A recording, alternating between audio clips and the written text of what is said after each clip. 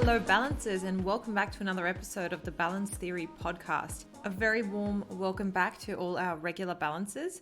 If this is your first time tuning in, also a massive welcome to you. I would strongly recommend going back and listening to episode 0 just so you get a bit of a feel for what the pod's all about, when we talk about balance, what that means and looks like. But if you're sitting there thinking, yeah, I'll get to it later, and you're here for our special guest today, I don't blame you, because she is just one of the most beautiful people I know, so humble, down to earth, and just a positive bubble of energy. I'm talking, of course, about Miss Carla Bignasca, or some of you may know her as Bigsy from the radio. Today, Carla really opens up about her journey, not only with fitness and health, but in chopping and changing through careers, her mum's weird habits, the opportunities that, can arise if you're open, dealing with negative emotions, and the importance of moving your body and finding a tribe. So she really shares her own experience and journey in which, she's experienced burnout, low moments, and there's absolutely no denying that those still form a part of her life. That's, as humans, of course, we experience those moments, but we really just get to the point that no one has their shit together, and it's totally fine. My favorite moment was how she tells me about how a drunk night eating pizza got her enrolled into a PT course. Side note, she's actually an awesome PT, but I absolutely love that. So you'll have to tune in to hear that full story. And also for all tea lovers, you're going to hear a really cool hack as well, which I was blown away by. So I won't hold you back any longer. I hope you enjoy this episode. Feel free to share it with anyone who you think might also enjoy it. Smash that subscribe button, leave us a review or rating, and enjoy. Carla, welcome to the Balance Theory podcast. Thanks for having me. It's a pleasure. Thanks for my beautiful cup of tea as well. Oh, you're welcome. We actually did just go through a bit of a tea hack. Do you want to share that with our listeners before we get cracking? Well, I am a massive tea drinker. I don't drink coffee at all, which is strange for someone who's worked breakfast radio and breakfast TV hours. 3 a.m. starts. Yeah, 2, 3 a.m. starts. I don't drink coffee. I'm not a serial killer, but I just don't like it. Doesn't agree with me. So I drink lots of tea. And my little tea hack, which is going to change your life. It will just change mine. I'm still trying to come back from it. So if you've got a tea bag in your mug or whatever, if you drag it slowly over the lip, so drag it out of the water and slowly drag it like 2, 3, 4 seconds until it's out of the water, it will be non-drip. So you can take it to the bin or the sink or whatever without it dripping. So you've got to drag it out slowly over the lip of the mug. Yeah. Love it. Life-changing. There you go. You might get, I'll shoot people over to send you some DMs for some demonstrations. Sure. Maybe that could be my thing, teabagging. Yeah, I know how that sounds. Anyway, for anyone listening who's thinking, well, that's a very familiar voice, you are in the same place I was a couple years ago when I first met you. Mm-hmm. I was at the gym and you had just started training there, or you were doing some promo. Yep. I can't exactly remember. And I heard your voice and I was thinking, who's got the radio on? And then, alas, we met and here we are. But can you tell us a little bit about your journey, I guess, in radio, how you got started and what you're doing with yourself now? Sure. So this is how long have we got? Because there's a lot to fit in there. There's a lot of questions. So we met training. I was working in radio and I was working 2 jobs actually. So you might know me as Bigsy. I used to host the Hot 30 Countdown. Carl and Jack Yo hosted that, of course, a couple of years before me.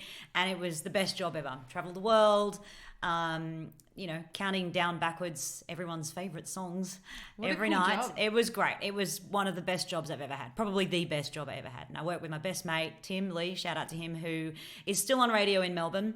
It was fantastic. So I had this amazing career.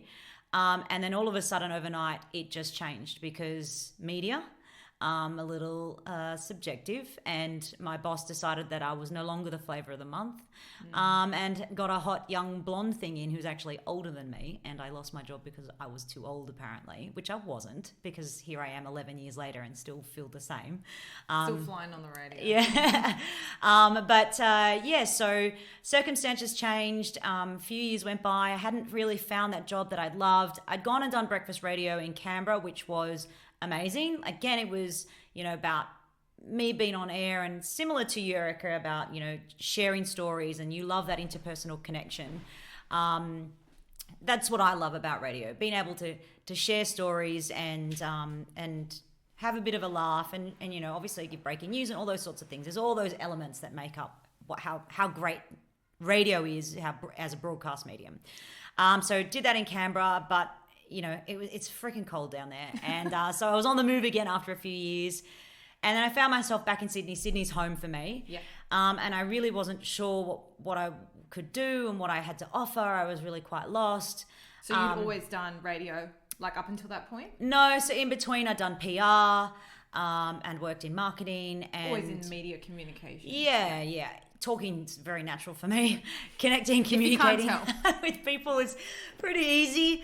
But none of it really made me happy as such. Like I never loved it. I just could do it and do it proficiently. Yeah. And so I found myself back in Sydney needing to find a job really quickly, and I ended up in a newsroom.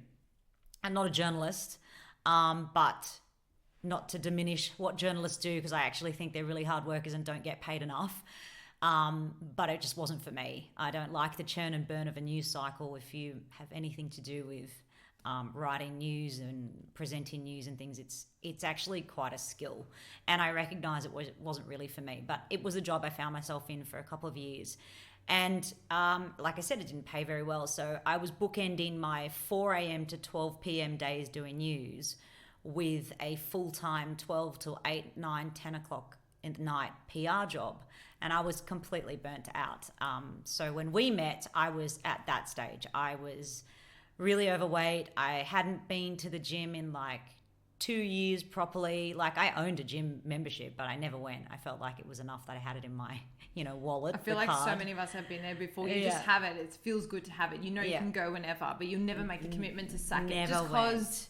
Yeah. In case you want to go one day. Yeah, just in case. And like obviously the hours I was working 4 a.m. till 8 at night. There's no room for that. There really isn't. And it's so funny, like I hear myself sometimes saying, oh, come on, like, you're just making excuses. You've always got time. But I literally had no time. And it's because I wasn't making time for myself. And I think that just before you go on, like, I think that's a really nice point. The fact is, like, you physically, yes, might not have time, but that's a choice at the end of the day. Yeah. Look, and I say that with a grain of salt, because I know a lot of people are burning out, like working because they have to work. It's hard. You can control, I guess, where you allot your time, whether it's weekends or weekdays. And, if you want to make time for something, that's a choice. Yeah, you can. Although, my heart does go out for those people who are struggling and, of course, and you do, like, you just have to make ends meet. And if that's working 2 jobs. But for me, I hadn't found my purpose. I hadn't found my love. I was on the radio doing news and I was a personality, but it wasn't my own show like I was used to. And I was fine because I was contributing and helping, but getting paid very little, which is why I needed the 2 jobs. But that was also on me because I thought I needed the 2 jobs to earn as much money as I had done previously. So I wasn't useful to anyone. Like I said, overweight, depressed, and I use that in a really flippant way. So I don't want to, again, diminish anyone who does suffer from mental health issues. But I was not happy. I wasn't in a good space.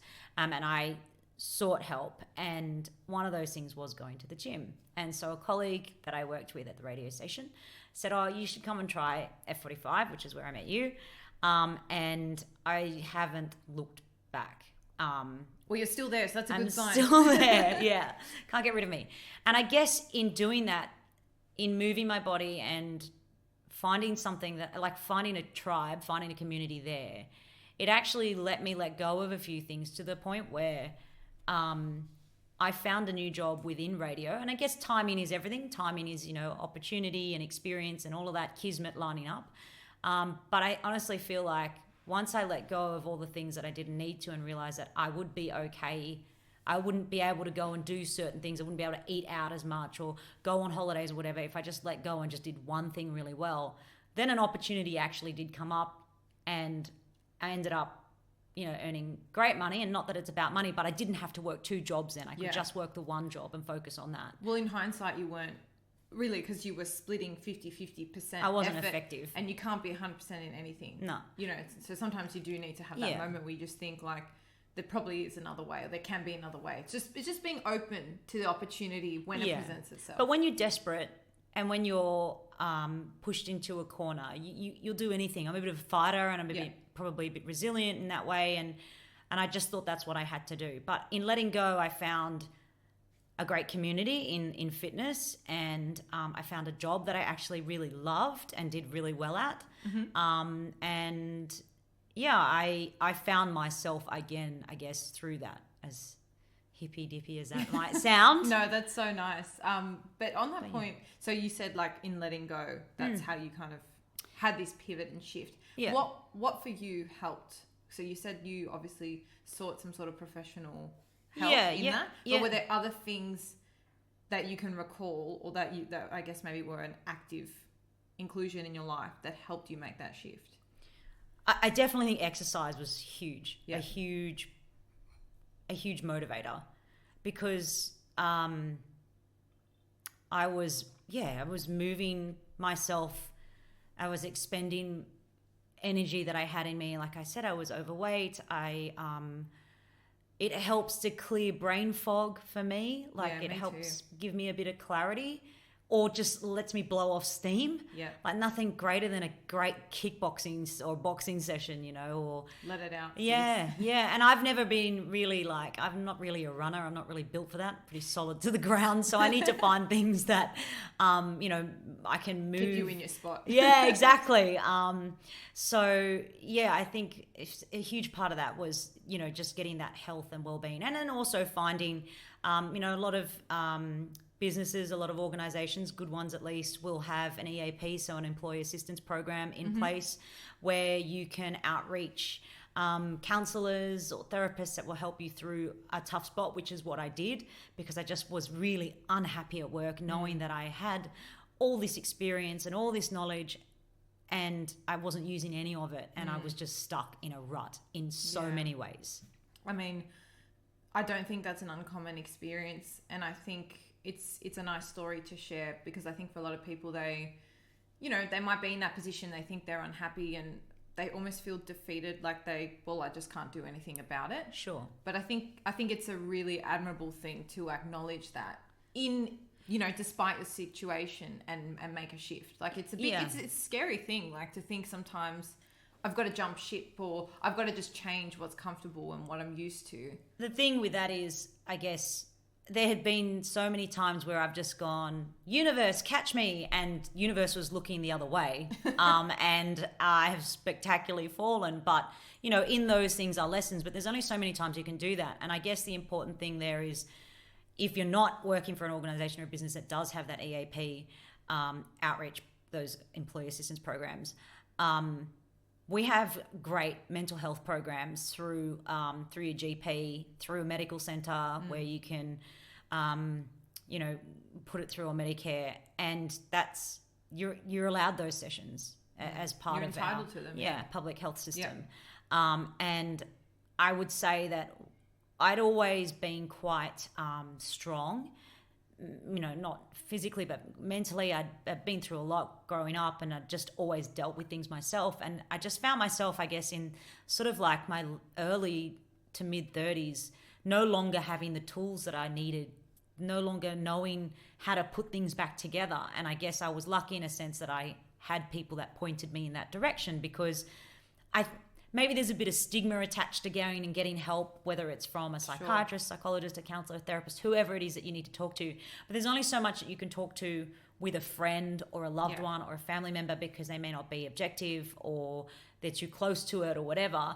And in certainly in my career and in my health and well-being, mental health and well-being space, just seeing someone to talk about how stuck I was a real eye-opener, a real game changer for me, I think. And there's no shame and there's no stigma attached to going and getting help. Whereas previously I would have thought, oh, come on, like, why do you need to do that for? Like, just get on with it. Yeah, and I definitely think there is a stigma around that, especially when it comes to personalities who are traditionally quite strong. So actually my first guest ever on the show, Nancy, she's a psychologist who's trying to remove that whole stigma, make it a bread and butter at the table type conversation. Yeah. And I don't think there's any shame in, even if you're a strong person, like everyone goes through stuff, and sometimes there's nothing, I've said this to people around me before as well, like it's not that you're going for help as such. Sometimes you need a reshift. It's almost like you need clarity, or you just need an objective perspective from someone who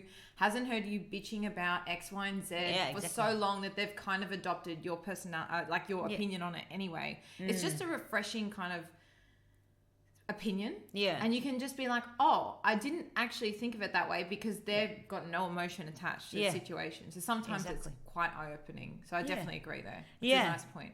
So, so I guess a few things aligned, and like I was saying, just moving myself physically and expending that energy, and it gave me a bit of clarity and put me on this weird uptick. My mum is Thai, and she has some strange habits, and she will go and see like a fortune teller who looks at your like astrological map or whatever it is. I don't know what they do. But you've clearly been listening to I know. No, because I was really burnt when I was in my early 20s. No, not even. I don't even know how old I was. I was maybe 28, 29.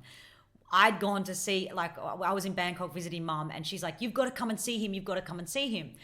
So I went with my sister, and my little sister, he did a reading on first, and I can speak Thai a little bit, but there's a few words to do with that mumbo jumbo that I didn't quite understand. But basically he told my little sister, you're going to move overseas, you're going to meet someone, he's going to be royalty, you're never going to go back to Australia to live. Wow. Which at the time, she was only 18 or 19, I think, and it wasn't on the cards for her. And actually now she is living overseas. She did meet a man, but sadly he's not in the royal family. Maybe they're yet to uncover his lineage or something. Hopefully. That would be nice. There is a Dutch royal family, so it's possible. So so my little sister lives in Holland. So that was fairly accurate in hindsight, but at the time we thought that was a bit of, quack. Anyway, when it came to me, he's asked for all these specificities, like what day was I born, what year was I born, like what position was the couch in, like where was the sun, like all this weird stuff, like really, really like detailed. And all he came out with was, oh, you're fat, fatty, fat. Like honestly, he kept saying fat over and over again in Thai. And I was like, well, that's just rude, because that's just an observation. That's not giving me my fortune. This is bullshit. Yeah, I want my money back. So I'd been a little bit burnt by, like looking into the future. This was going somewhere and I can't remember. Habits. Okay, my mum's habits. My mum has weird habits. So she was saying to me, I've gone and done your fortune. This was like in the last couple of years. She goes, you're on a downward tick, and basically in the next 7 years, this is gonna happen. You're gonna come back up again, and showed me all these plot points in my life to do with love, money, security, everything, family, everything. And it happened to coincide, actually, the uptick. So the downturn, I had all these health problems that were associated with poor lifestyle habits, fatty liver, gallstones, all before I was 30. And then when I met you and all of this, it was that change, and that was an uptick in my mum's weird fortune telling habits. And it was an uptick. So I do believe that your life does go in cycles. Like it definitely goes, and however long that might be, I think you just got to stick it in for the long haul. But there's markers along the way that if your life keeps spiraling down, or you keep feeling down, which I was, to reach out and to get that help. And it all sort of, it all converged at the right time. And then I've definitely felt up. There's been downs, ups and downs, and there always will be. And I think it's acknowledging that and embracing that. And not everything has to be perfect. And it's one thing. I used to do a podcast about relationships and things, and the girl that I used to do it with is a few years younger than me. And I just was like, the one thing that I've learned is that there's no arbitrary number that you're meant to hit. There's no box that you're meant to tick when you're meant to get shit done, because it just doesn't exist. And I think we're so worried about living this perfect life, and you can't dwell on the fact that I had this amazing career up to this point, but things happen for a reason. Things change, and it doesn't matter. All of that shit actually just falls away. Yeah, and to be honest, like, things would be so boring if you knew, okay, at 26 I'm doing this, 27. Like, I think it's important and it's nice to have an idea of how you want your life to go. A direction is certainly something that's important for me personally. I'm not really a spontaneous fire. But, you know, in saying that, there are things I said I would have done or ideally liked by 25 that now I'm like, well, that can wait 5 years. Yeah. You know, and I think it's about, and back onto your point about how life goes in cycles, days go in cycles too. Like you think of the days where you just feel so low and then you have great days and they just all balance each other out. And I do think that it's all about, and I spoke about this actually last week or 2 weeks ago on a podcast with Nick Veg. Basically, like, balance is how you are resilient from those low points and how you appreciate those high moments and acknowledge and understand that things are great right now and, you know, you're probably going to go through a rough time somewhere again in your future, and that's just life. Yeah. That's just how it goes. But I'm glad for you, you're on your uptick now. So... Yeah, well, I mean, yes and no. Like, you know, I'm at the point where... you know, obviously there's a pandemic. I don't know if you've heard. And, you know, the media industry that I work in still has been hit quite hardly, as is arts and culture and everyone across the board, across the world.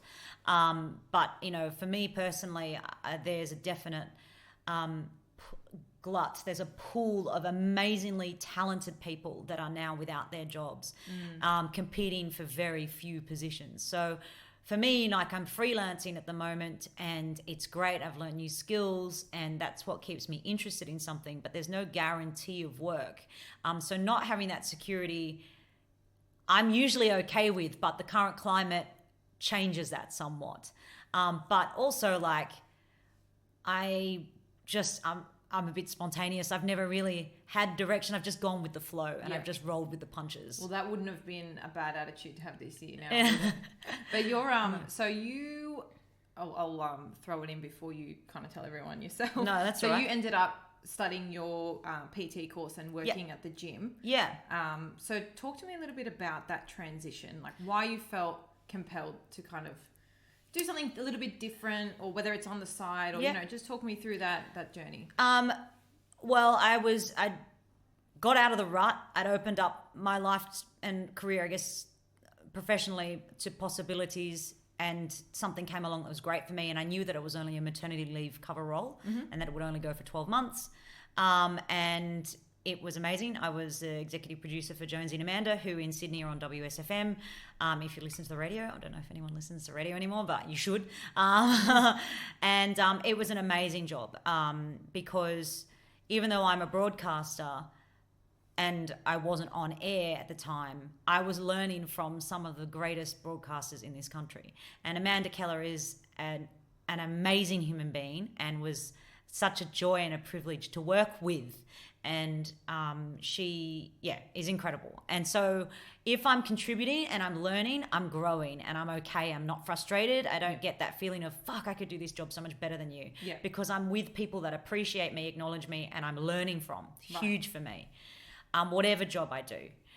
So I knew that was only going to be 12 months. And by that stage, I was fully into the gym, and I had definitely drunk from the Kool-Aid. And at the end of the 12 months, the workplace said, okay, well, you were seconded out of the newsroom. You'll just go back there. And I presented them with some great facts. I thought I was Ally McBeal, like you, Erica, in your other life. I thought I'd gone there with, like, here's how I can add value to the business. Don't put me back in the newsroom. I really don't like it there. I was freaking miserable. But here's what I can do. I can write, I can produce, I can be on air, I can do all these things, blah, blah, blah. And they were like, no, we'll just put you back in the newsroom. And I was like, you know what?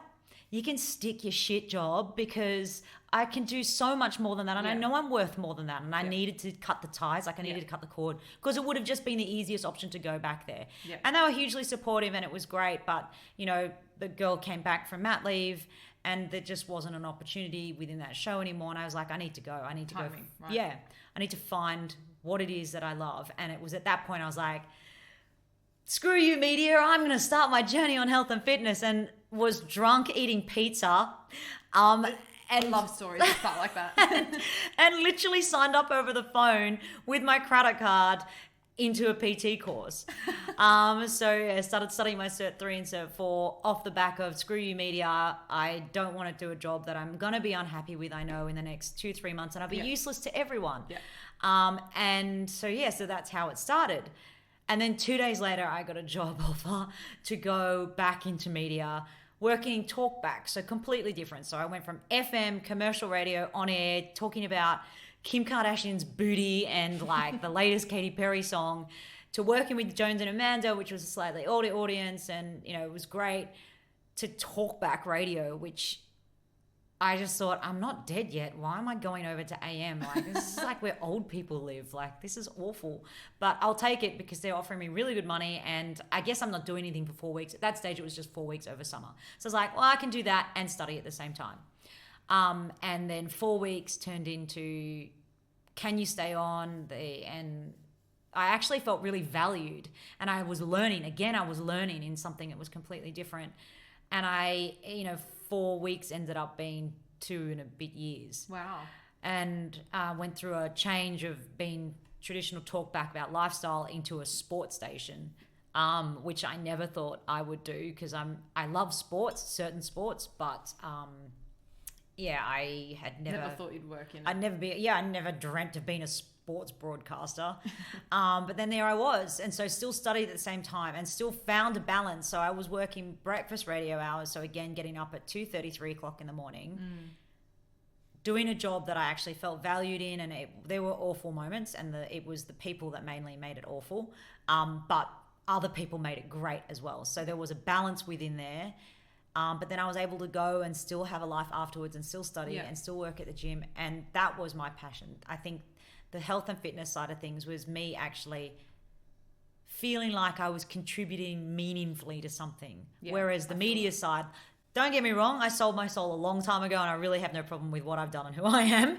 But the gym thing, I think, brought that all back around. Yeah. Just helping people and knowing that, like, I've been where you are. I'm still on that journey. For me, this is one of the things, like, I don't know about you, but I hate before and after shots.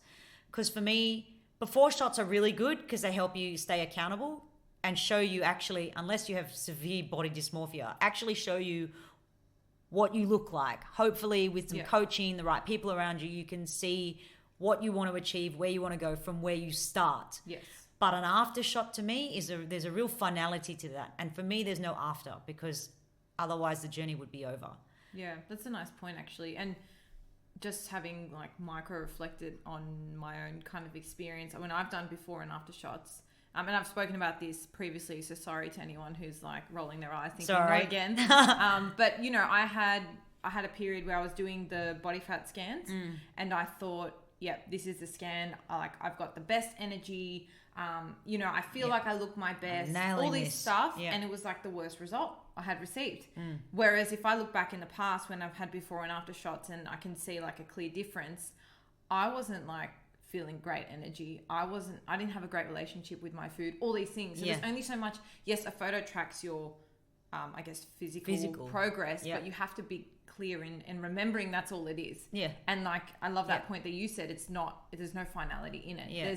You can regress, shall we say, body wise. Sure. After that point, if you're gonna have kids down the track, your body's gonna drastically change as you grow and age. Your body's gonna change. So that's a nice point to remember. It's kind of not like an end stamp on your and again, journey. It circles back to, there's no arbitrary box that you need to tick. There's no like thing that you have to be. And I guess for me, my journey of like body image and body acceptance and things, like, there'll never be a day where I don't go, oh, I wish I could do something different, or I wish I could lift heavier, or oh, I'm having a fat day today, or whatever. And there, yes, some of those things is all negative talk, and I really acknowledge that. But no day is perfect. But what has happened is that I'm a lot happier with what I can do and what I'm capable of and who I can be. And I think that's something that's different. The other thing is too, like, I've been a massive yo-yo dieter, like, up and down my entire life, from when I was 15 to, age 35, 36. I'd been every size and shape under the sun. At my lowest, like, I would eat maybe not even an apple a day. And I went to a GP, and it was really irresponsible of them to put me on a set of scales and say, oh, you're overweight. But I was in the grip of a pretty bad eating disorder that could have gone a lot worse. Yeah. And coming from my dad is Italian, and coming from an Italian household where there was always food, and it was really hard to hide, and it was mentally not great. And I recognized that. And although it didn't last very long and I was able to get out of it, what happened then was this really unhealthy relationship with food and eating and dieting, and dieting is the clear word there, and dieting also is spelled D-I-E, so that's how I feel about it. But dieting and binge eating and then not eating, and being everything from like a size 10 to a size 18, 16, 18. And throughout all of this, actually, it's not about size, and it's not about scales, and it's not about a number. It's about how much I feel good within my skin, and what, like I said before, what I am capable of doing. Yeah. And it's actually nice that for the last couple of years, I haven't had to go and buy several different wardrobes. That, you know, I've just been one certain size. Can keep the jumper from last season. Yeah, exactly. Or like the same pair of jeans fit. And I think that's probably, for me, that's my litmus. Like, if my clothes start feeling uncomfortable, then I just need to move a little bit more. And the clothes aren't an unrealistic, like before I would go and try, like buy a size 8, and then I'll be like, right, I'm going to not eat until I fit in that size 8. The reality is my body shape will never be a size 8. I'll never be that size. But just finding a balance and trying and just seeing what that's like. Yeah, and finding the rhythm and the pace that works for you, and acknowledging that is where you sit. Yeah. And it's not chasing like an unrealistic goal as such. No. But I think an important thing, like when we're talking about body image, and you know, like the actual phrase body image, instantly for me, because it's got image in it, you're thinking about how I look, right? And it's my relationship with how I look. But I think it goes so much deeper than that. It's how you feel. It's your energy. It's your relationship with food. It's your positive thinking, you know, the thoughts you have. Yeah. All those things contribute to body image. And I think, you know, if you're someone listening who feels they have a negative body image, it's about like looking at all those things, not just how do I look. Yeah. You know, and would you say, you know, from, I don't know, maybe your first 20, 25 years to now, like what would you say has been like the biggest shift in the way you interact with your body image? Yeah, I mean, a lot of time has passed since then. Just more like maybe a simple point in your relationship with it. The thing is, everyone's journey is their own, and it's complex. So earlier in the year, on International Women's Day, Lululemon Athletica, the athletic wear brand, represent. One of the best brands ever. Literally saying, yeah, I know. Yeah, doubled up in it. Head to toe, even the bra, maybe even the undies. But yeah, so they asked me to speak at an International Women's Day forum on body image.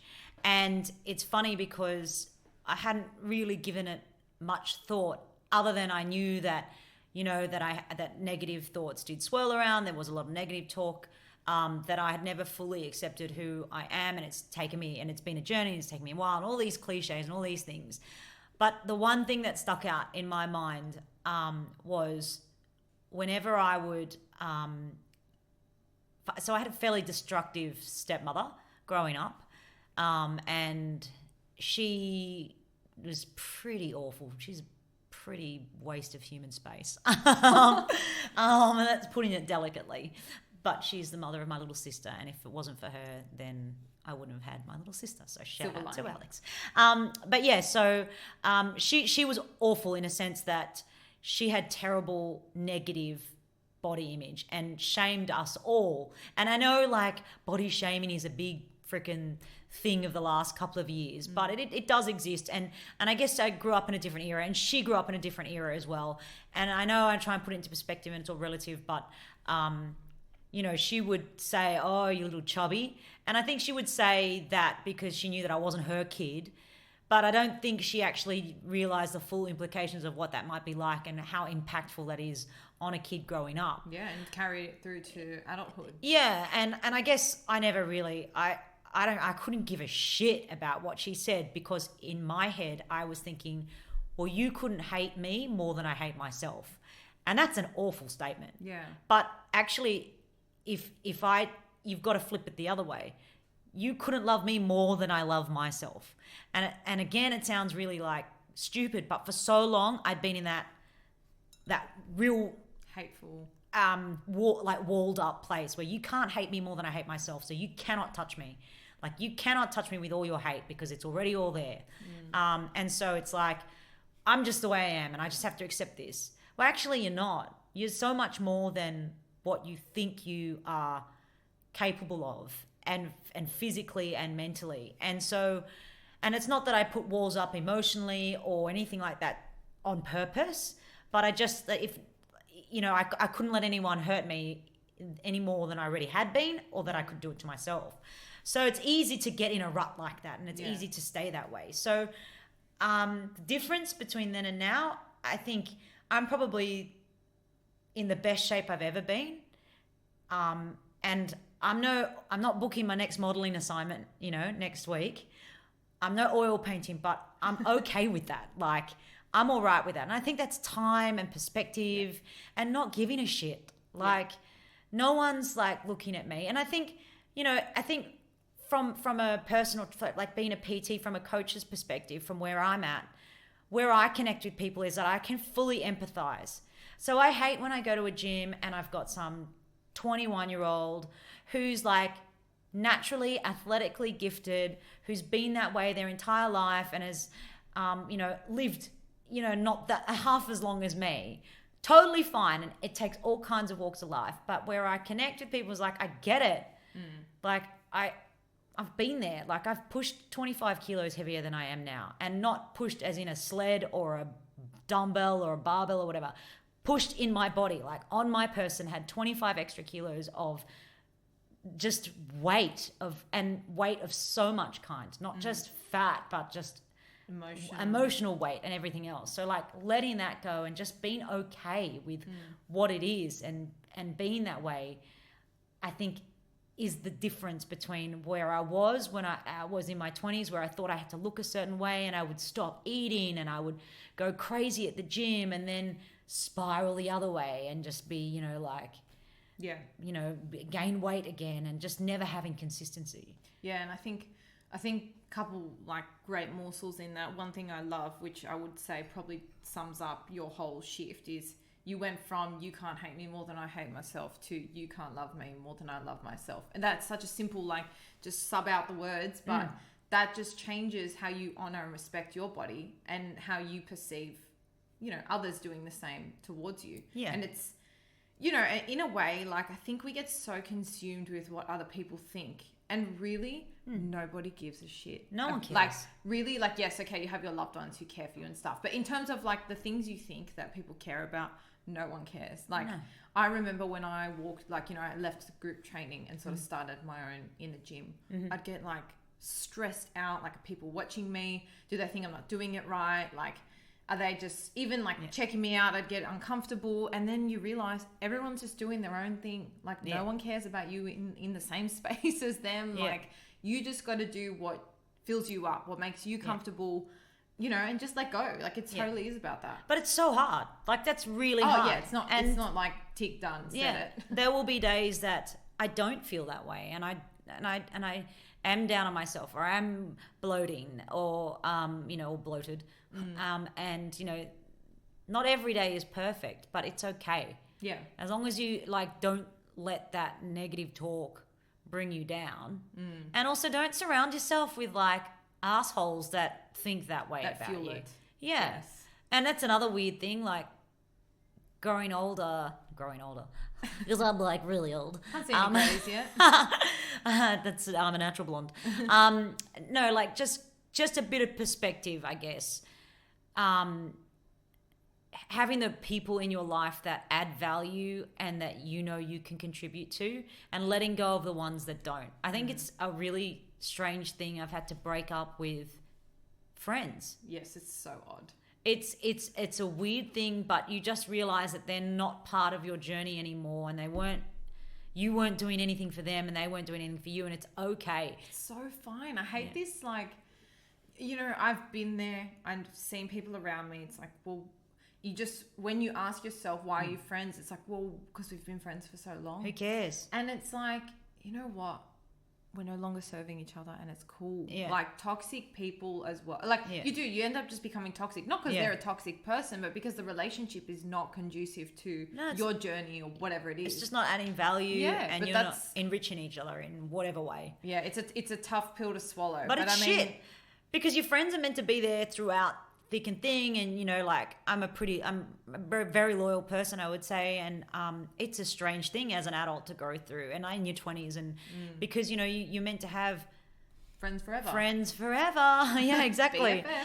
But like if a romantic relationship turned that way, if you had enough self-respect, you wouldn't keep yourself in that position. You wouldn't stand for it, no. You wouldn't let yourself be in that position, or you wouldn't drag that person through that. So why would you not do that with people? So that's another lesson too, like letting go of people that were not being true to themselves and dragging me down in the process. Yeah. But then also being open to new people in my life. Like I'm very sociable, and I've moved industries, and I've moved careers. I've had to, you know, move towns, and I guess I'm very outgoing, and I'm an extrovert, and I'm social. I like my downtime as well, and I like to be on my own sometimes, but you know, being open to new people and new possibilities and experiences is another thing, and just finding the ones that do enrich your life and do help you on your way. Yeah, no, that's really nice. And while we're kind of on this tangent, and sorry, so many tangents. I know, I love tangents. So that's what makes our podcast. But sort of bringing it back to, we were saying, you know, there are good and bad days, and that's okay. What are some of your, I guess, habits or routines that help you, number one, like just stay balanced through your routine, your day-to-day week, and number two, like get out of tough moments or just get you through them? Yeah, okay, so it's funny, like often we view habits and rituals as a negative, as a bad thing. And for me, as much as I am like spontaneous and I love not knowing what's coming next, I actually am quite a creature of habit. Like I at least need to know a schedule. Like I at least need to know, okay, so I'm freelancing at the moment, but give me the time and days that you need me to work, and then I'll work my life out around it. Yeah. To the point where I'll schedule everything in. But also people that are close to me, that know me, also know that I work on Carla time, which is a bit like Islander time, or, you know, whenever I turn up. Yeah. It's not that my time is more important than yours. It's just that I feel like I can fit so much into the day, or I want to be everywhere at once. Actually, just relax your freckle, Carla, and just be somewhere present at once at one time, you know. It's the ongoing challenge. Yes. So routine helps me to do that, because at least I know where I'm going, what I'm doing. So lately, you know, no day is really typical for me, but, you know, work, say, I've got to be, so I'm producing television at the moment, news programs. And so I have to be across the news of the day. So breaking news, so I'm at home working, but I know that I physically have to be in at the workplace at 11 a.m. and I'm there till 6, 7 o'clock at night, which is not that bad of a work day, but consider I do get up when I get up 5, 6 o'clock in the morning, and I'm instantly on all news sources and websites and things like that, and planning the show for that day.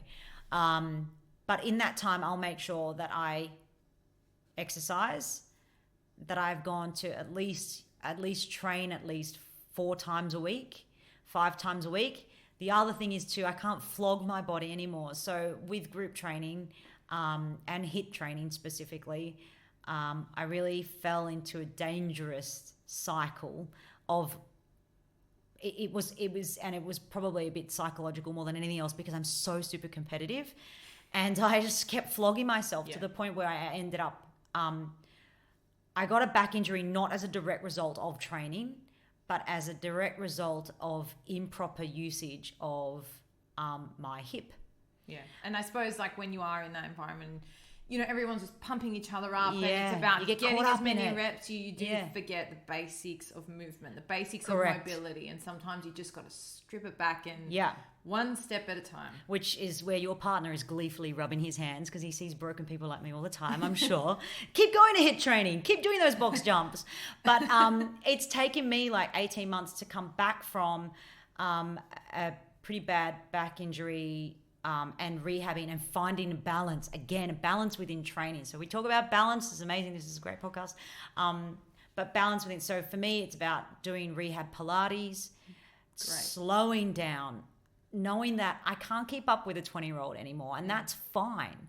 But it took a while to get to that point. Yeah. It took me the best part of 2 years to get to that point. Yeah. And to be honest, like a lot of people listening are in group training, and I think it depends on where you're at physically, where you're at mentally. So like take this sort of with a grain of salt. Everyone is different. You're all individual. Yeah, but it is something to think about, like the why within your exercise. Like if you're pushing yourself because you want to push yourself, that's one thing. If you're trying to compete or keep up or copy, you know, like that's when the injuries start coming in, because you're just a bit sidetracked from your like we will journey. Like within the HIIT classes, you know, we'll demonstrate the prescribed exercise for that time, but actually there's 1,000 ways to skin a cat. I can give you that exercise in a different way that won't be impactful to you. And I think again it comes back to just that empathy, knowing, hey, I've been there, like I've done this. I don't know everything, but I can help you here, because I'd rather you tell me, oh, wow, I can actually do that, rather than, oh, I can't do that. Yeah. I hate that. And instantly, but you're bringing that negativity into something that should be like fueling you. Yeah. Don't say I can't. You can. Just got to do it another a different way. Yeah. All right. So the exercise routine. 4 days a week. Yep. 4 Anything or 5 else days a week within your week that kind of keeps you on track? I think like eating well most of the time, because for me it is about eating. Like I would eat all of the carbs and all of the bread, all of the red wine, all the things that I can't actually process all the time if I could. But that doesn't help my situation at all. I have digestive issues. I believe I have an Italian appetite, but a Thai inside. So really I should only be eating like rice, papaya salad and rice and soups. Whereas my Italian brain, my eyes, tiger. exactly, my eyes want it. Unfortunate. It is so hard to balance. But yeah, just making sure that I eat well and eat cleanly most of the time. And for me, maybe that's like Monday to Friday. I'm exactly the same, and I love that. And it's important because food is a social thing as much as it is like for me. An energy thing. And like you don't want to be going to that weekend party and have to eat before at home or avoid the things you love. Like let's be honest, there's nothing better than smashing a pizza, hot chips, or all those things. But you're right. Like I like to think of like a 70-30, 80-20 kind of vibe. And everyone has a different 80-20, 70-30. Whatever it is, weekday, weekend, if you will. But that's I'm totally there with that. And not denying myself. And if I at the moment like I'm like premenstrual and I was like, oh God, I want to eat everything, like all of the foods, I want to eat all of it now. Yeah, right now. And I think it's recognizing that, knowing when like those things, like whether it's, you know, like I always say, like I'm an emotional eater. When I'm happy, I eat. When I'm sad, I eat. When I'm, all the emotions, I'll eat. So it's just recognizing what food is in my life, what role it plays. And when in the past that I've slipped up and I've just eaten all of my emotions, and it's an addiction. Like sugar was an addiction for me. And knowing that you actually don't need all that shit to live. But every now and then when I have it, it brings me the greatest of joys. And like you end up looking forward to it, have a different appreciation. It's not like an abuse thing. It's more like, I deserve this. And there's no like guilt after it. Like, not at all. I ate so badly last night. It's like, I had a great time last night. I had the filthiest, most succulent Chinese meal last night, and I feel great about it. And my friend was the one that did the ordering. She's like, I want fried rice and combination chow mein. And I was like, really, Fran? Like that's all of the carbs that you want? She's like, yep, I want them. And I was like, well, you know what? Who am I to stand in the way of your Chinese food happiness? And I did order it and it was great. But then I know now also today that I, should probably go and move a little bit and, that's right. relax and you a little bit. Balance or recalibrate in other ways. And that's why I like the Monday to Friday. Yeah. Because I know that at least if I've made the right choices all week, the weekend for me, I can do whatever the hell I want and not feel bad about it. And I don't. Yeah. And also the other thing is too, I don't overeat anymore. Yes, that's another thing. So, portions. Yeah. And whereas before I would just eat and not know when to stop. When I started exercising and, it was hard to move, with the group training did come a nutrition plan. And that helped me put into perspective actually how little my body needed in terms of fuel to survive and to keep going. And then it's only when I've got to a certain point, like a point where I am now, where I'm like, okay, well, I can relax a bit here and I don't need to be so stringent. And I've never really counted calories. I'll never count almond kernels and all that sort of shit. But I know like when enough is enough and when I've had too much and when I just need to get back on the wagon. You know when that one slice is going to tip you over. Yeah. But sometimes we go for it still. Look, Christmas Day is a perfect That's example. right off. Like, Yeah. You got to like... Christmas Day full. I reckon this year I might do a big fast before. I thought you were going to say something else then. I was like, okay. No, just so I can have all the things. Yeah. If your skin is not stretched on Christmas Day, you are not doing Christmas right. Doing it wrong. Look, before I let you go, I just wanted to ask, just sort of on the tangent of habits and routines, do you have any sort of go-tos that now, like when you feel yourself slipping or having a bad day, just in a different headspace, do you have anything that you do, like, you know, that kind of pulls you out of that or gets you on track? Gosh, I don't know. One thing, okay, so with the sweet tooth thing, if there's one little hack or little tip I can give you. So always, for some reason, you know, and it happens with everyone or a lot of people, if you have a sweet tooth, you'll have a meal and then you're like, oh, I just want like a little chocolate or I just want a little biscuit or I just need a little scoop of ice cream or whatever. Totally fine in moderation. But if you're doing that every night, which is what I was doing, and like I live next to a servo, so I would think nothing of going next door and getting a Magnum and coming back regularly. And that's not healthy at all. Not healthy eating, at least. Every now and then, fine. So one thing I started doing was like, okay, every time I felt like that sweet tooth pang coming on, I would have a cup of peppermint tea and a square of raw dark chocolate. Now, here's the thing. I freaking hate dark chocolate. I hate it. I hate it so much. No replacement for a Magnum. No, it is not. It is not at all. It's a very poor substitute. Carob is even worse. But I would find like... May as well eat dirt. Yeah, so... I hated it so much, and I don't know if it tricked my brain or what, but in the end, I looked forward to the cup of tea, and then I didn't need the sweet thing anymore, and it was the tea that I started craving. And also with habits, it takes time to break them. Yeah, and time to ingrain them in your head. So with a habit, with my stomach and digestive issues, you have to go. I've done FODMAP diets. I've done elimination diets, and it takes 8 weeks. It takes 8 weeks for you to break a habit.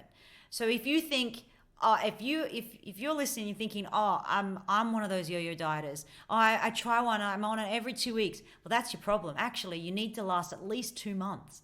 You need to last at least 2 months before whatever it is that triggers in your brain, that sugar is highly addictive, you know, that craving of carbohydrate, whatever it might be, that's your, you know, like, it might be twisties, it might be something.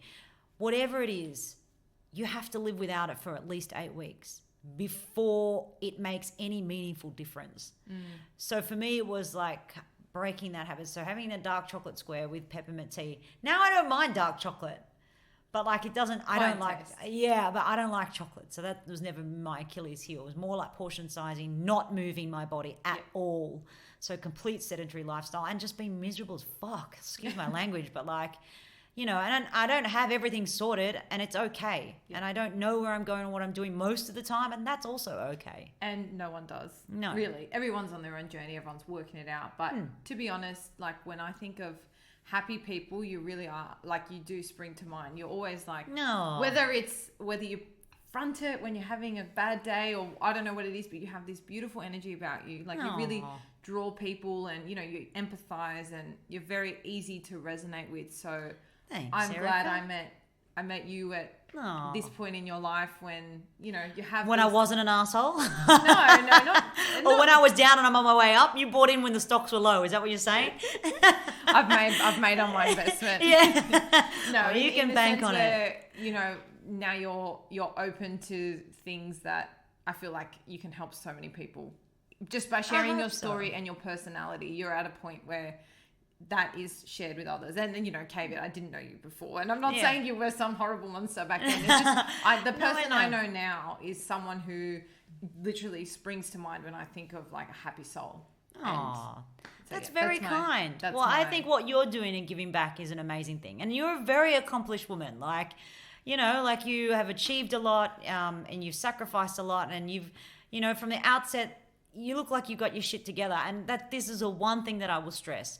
I don't have all my shit together. Not everyone does. Full disclosure. We're just doing the best that we can, and we will make mistakes and we will stumble and fall, and it's okay. Yeah. And just because you see what you see on Instagram doesn't mean that that's what's actually going on behind closed doors. Right. And don't forget, like, yes, things go awry all the time. Am I going to post about it? Hell no. Like, it's called a highlights reel for a reason. Yeah, exactly. It's a simple little snapshot of what sometimes our lives are like. That's right. And I think just try and avoid, you know, all of that negative talk and trying to get out of that, and whatever that is, but hopefully it's in a positive and healthier way, one that's, you know, enriching, and you surround yourself with the right support, is a way out of that, and not wanting to be anything else other than you, I think, is the hardest thing to do, but the best thing that you can do.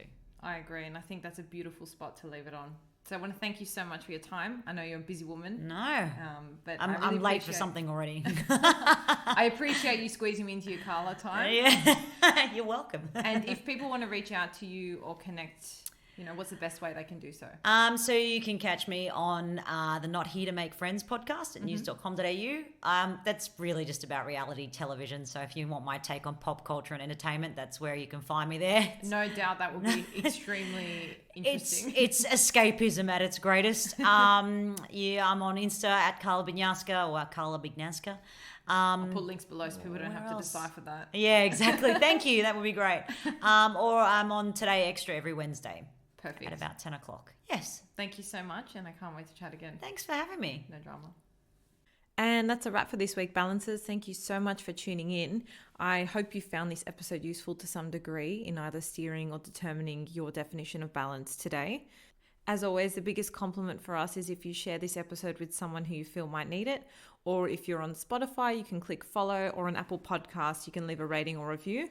If you have any suggestions for up and coming podcasts, feel free to shoot us a DM or an email. Our Instagram is @TheBalanceTheory and our email is thebalancetheorypodcast@gmail.com. Otherwise, you've always got the option of subscribing to our mailing list. We only send you email reminders when the episodes drop, so you get them fresh out of the oven. No annoying spam, we promise. I hope you enjoy the rest of your week, and until next time, stay balanced.